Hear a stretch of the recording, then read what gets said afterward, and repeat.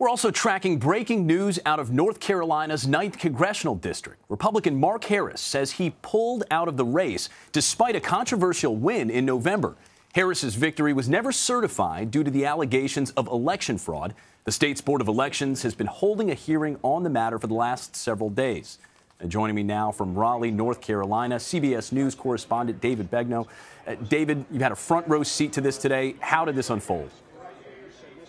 We'll talk about a dramatic decision. What happened was they had taken a break. The candidate, Mark Harris, had gone into a side room. They had actually taken a lunch break, and so we had just come back in. And I actually asked one of the public information officers, I said, how long does this go on? How long do you guys have until you figure out if you're going to declare another election or go ahead and certify the one that was? And he said, just go in the room. You're going to want to hear what's about to happen. So we sat down in the very last row, and Mr. Harris, a Southern Baptist preacher who's run before and lost and won this time, got up to the stand and he turned and he looked at the Board of Elections members and he basically said, and this is not a verbatim, I'm paraphrasing, he said, I made some statements this morning that were misstatements. I had 2 strokes recently. I'm under medical care. I'm not up to my best, if you will. And because of all of that, I think you should have a new election. And there were gasps in the room, at which point the pastor stood up and he walked out the room and he walked to the back and then he left with his wife. And I sort of yelled over the banister. I said, you know, Mr. Harris,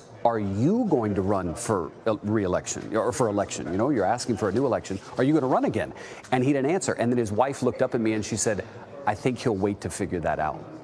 Now, this is a case that is the very last congressional race in the United States to be seated, right? Everybody else has gone to Washington, D.C. and is in their spot. This is the last remaining one because of allegations of ballot fraud. Let me see if I can give it to you in the simplest terms.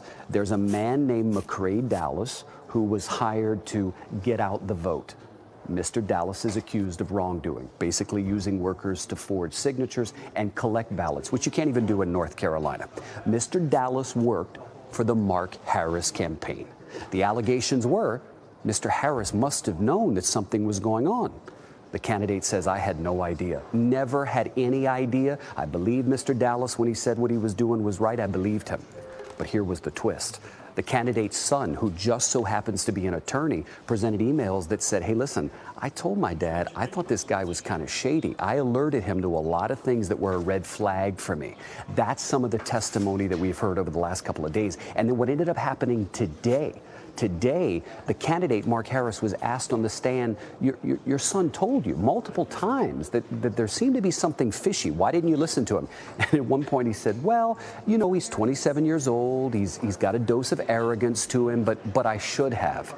And then they took a lunch break.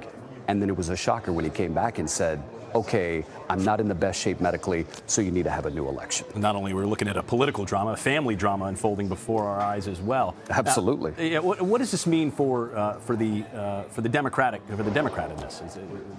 Going forward, what are we looking at here?